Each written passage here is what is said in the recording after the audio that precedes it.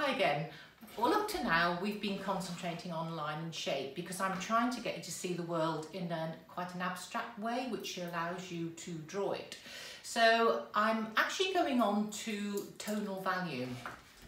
So what I want you to do, if you remember my fifth video, I advised you on what pencils to buy. So hopefully by now, you'll have got a good range of pencils and possibly got a torchon or a blending stump. Right, so get your pencils and your blending stump, and I want you to draw a rectangle and divide it into 6 smaller rectangles. Then start with your darkest tone first. Now, in these 2 boxes, you can use a very soft pencil. So what's this? This is an 8. So I can go in really, and I want you to really go in strong. Don't be scared of putting lots of graphite down, loads and loads and loads. So it's really, really, really, really, really, really, really black. Loads and loads and loads and loads. And it should go down really easy because you remember a soft pencil has lots of graphite in it. You could use that same pencil for that, or you could go to a slightly less soft pencil and again go in, this is a 6B now, and then go in, again I'm pressing but not quite so hard. A lot of it is to do with pressure as well as the grade of pencil that you're using. So I want you to use a very soft pencil on these 2, which will be something like a 7 or 8 or a 9B. On the middle 2 rectangles, can you use a medium soft, something like a 3 or 4 or 5, and then on these ones on this one use a soft. Don't put anything in that one.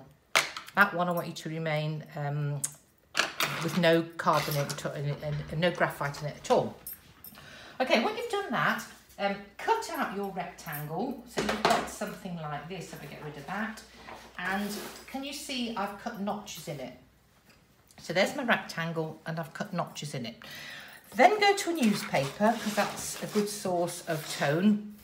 And what I want you to do is use this that you've made, and I want you to start matching it up. So if you see that now, what's important to do now is to squint. If you squint and you can't see where the dividing line is, you know that that particular tone is a number 6, because as you can see, I've actually labelled 1, 2, 3, 4, 5, 6 here.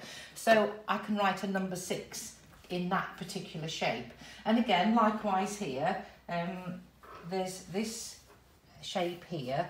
So I can go into that, and if again, I can see if I squint, that line disappears, so I can write a number 3 on that guy's head.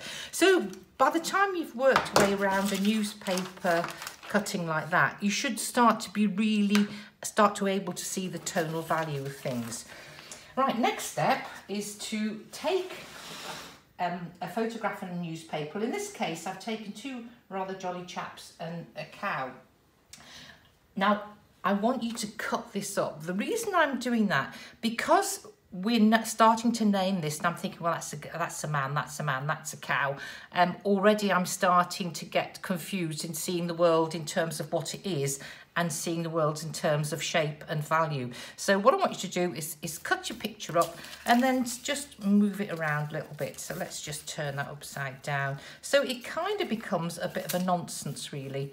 Something like that, which now that it makes it more abstract. It's more just about shape and tone. Make yourself one of these. It's just a rectangle, again, off a cereal box or something. So if you've got 2 right angles like that, and I want you to find, where it doesn't matter where it is, wherever it is, something like a 2-inch square. It doesn't have to be in the middle. It can be over there somewhere. It can be wherever you like. Get rid of that one. Here's one that I've, in the best Blue Peter tradition, done earlier. So there's one that I've divided into 4 and I've reassembled it. And then I've just found a bit I like. I think I did a 1-inch square, or it doesn't really matter so long as it's smaller than the actual square that you're going to use to enlarge it. So I've got something in that, and I've ended up with quite an abstract looking piece like this. Now, this is where this little fella comes in, and in a subsequent video I'll explain more about this.